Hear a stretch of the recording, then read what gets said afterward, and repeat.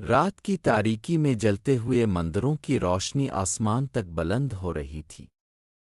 ہزاروں سپاہی خاموش کھڑے تھے، اور ان کے درمیان ایک شخص اپنی تلوار زمین میں گاڑ کر دور افق کو دیکھ رہا تھا۔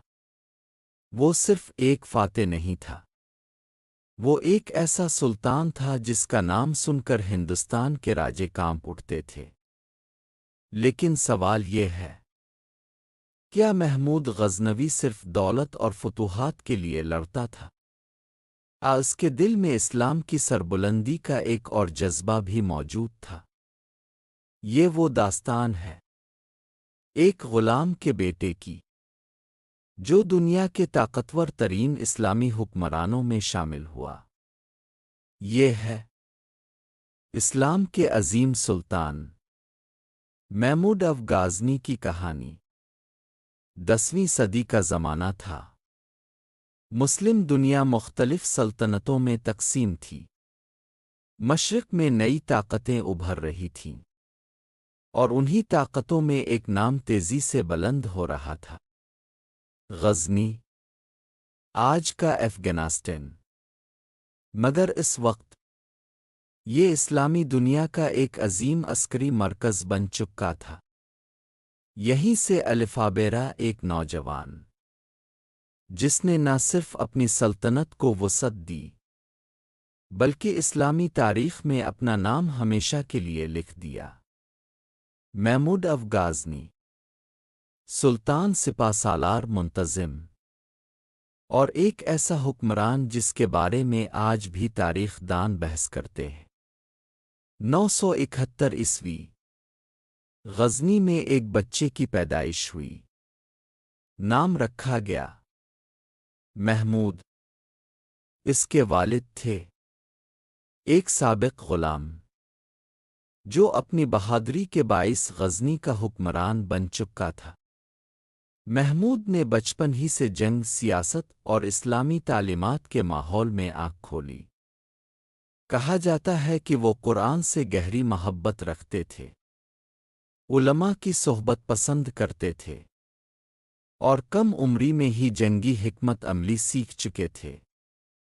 لیکن ان کی زندگی آسان نہیں تھی۔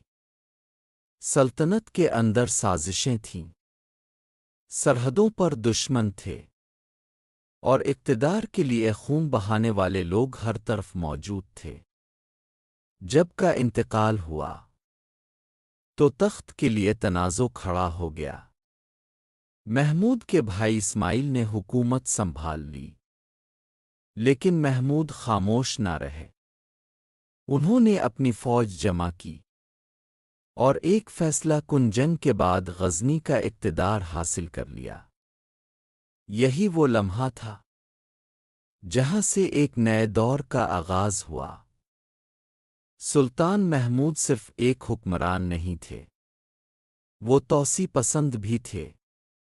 انہوں نے اپنی سلطنت کو مضبوط کیا، خراسان، خوارزم اور وسطی ایشیا کے کئی علاقوں کو اپنے زیر اثر لے آئے۔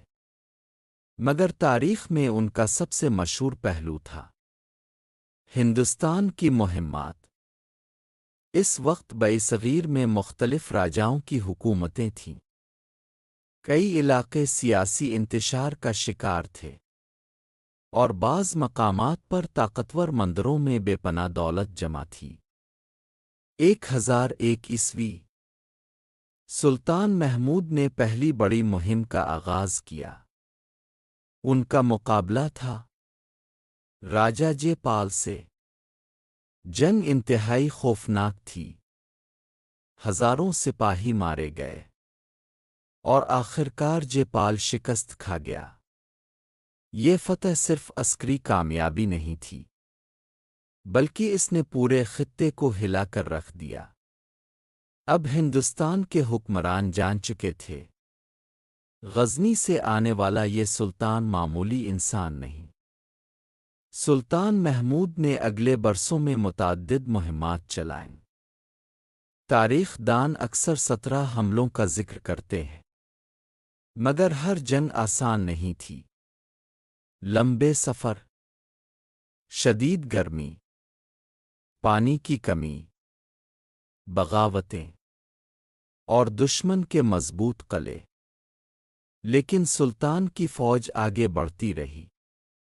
بہت لوگ صرف محمود غزنوی کی جنگوں کو جانتے ہیں، مگر ان کی شخصیت کا ایک اور پہلو بھی تھا۔ وہ علم و ثقافت کے سرپرست تھے۔ غزنی کو انہوں نے ایک عظیم علمی مرکز میں تبدیل کیا۔ دنیا بھر سے علماء، فقہا اور شعراء ان کے دربار میں آتے تھے۔ مشہور فارسی شاعر بھی اسی دور سے تعلق رکھتے تھے، اگرچہ ان کے اور سلطان کے تعلقات بعد میں کشیدہ ہو گئے۔ سلطان نے مساجد تعمیر کروائیں، مدارس قائم کیے اور اسلامی فن تعمیر کو فروغ دیا۔ غزنی کی جامع مسجد اس دور کی عظیم ترین عمارتوں میں شمار ہوتی تھی، لیکن سلطان کے ناقدین بھی موجود تھے۔ کچھ مورخین کہتے ہیں کہ ان کی مہمات کا ایک بڑا مقصد دولت حاصل کرنا تھا، خصوصاً ہندوستان کے مالدار مندروں سے خزانہ حاصل کرنا، جبکہ دوسرے مورخین کے مطابق وہ خود کو اسلام کے دفاع اور مسلم طاقت کے استحکام کا ذمہ دار سمجھتے تھے۔ تاریخ کا یہی حسن ہے، وہ ہمیشہ سوال چھوڑ جاتی ہے۔ 1025 عیسوی سلطان محمود نے اپنی سب سے مشہور اور خطرناک مہم کا آغاز کیا۔ ہدف تھا سومنت کا مندر۔ یہ مندر اس وقت ہندوستان کے امیر ترین مذہبی مراکز میں شمار ہوتا تھا۔ راستہ آسان نہیں تھا، ریگستان، بھوک، پیاس اور ہزاروں میل کا سفر۔ کئی لوگوں نے سلطان کو روکنے کی کوشش کی۔ کہا جاتا ہے کہ بعض لوگوں نے پیشکش کی کہ اگر وہ واپس چلے جائیں تو بے پناہ دولت دی جائے گی، لیکن سلطان آگے بڑھتے رہے۔ جب غزنوی لشکر سومنت پہنچا تو شدید جنگ شروع ہوئی۔ تاریخی روایات کے مطابق ہزاروں جنگجو مندر کے دفاع کے لیے جمع ہوئے، مگر آخرکار سلطان محمود کامیاب ہو گئے۔ سومنت فتح ہو گیا۔ یہ واقعہ صدیوں تک تاریخ کا حصہ بنا رہا۔ کچھ لوگوں کے نزدیک یہ اسلامی طاقت کی علامت تھا، اور کچھ کے نزدیک سیاسی و عسکری حکمت عملی۔ مگر ایک بات طے ہے، اس فتح نے سلطان محمود کا نام پورے ایشیا میں مشہور کر دیا۔ سال گزر چکے تھے، سلطان محمود اب بوڑھے ہو چکے تھے۔ وہ شخص جس نے بے شمار جنگیں جیتیں، وسیع سلطنت قائم کی اور دنیا کے بڑے حکمرانوں میں شمار ہوا، اب بیماری کے بستر پر تھا۔ کہا جاتا ہے کہ ایک دن انہوں نے اپنے تمام خزانے اپنے سامنے لانے کا حکم دیا۔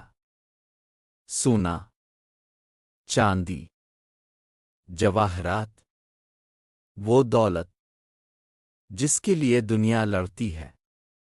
سلطان خاموشی سے انہیں دیکھتے رہے، پھر ان کی آنکھوں میں آنسو آ گئے، کیونکہ وہ جان چکے تھے یہ سب کچھ اب ان کے ساتھ قبر میں نہیں جائے گا، صرف امال جائیں گے۔ 1030 عیسوی محمود اب غازنی اس دنیا سے رخصت ہو گئے، مگر ان کا نام تاریخ کے صفحات میں ہمیشہ کے لیے زندہ ہو گیا۔ سلطان محمود غزنوی کی زندگی ہمیں کئی سبق دیتی ہے۔ طاقت عارضی ہے، دولت ختم ہو جاتی ہے، سلطنتیں بکھر جاتی ہیں،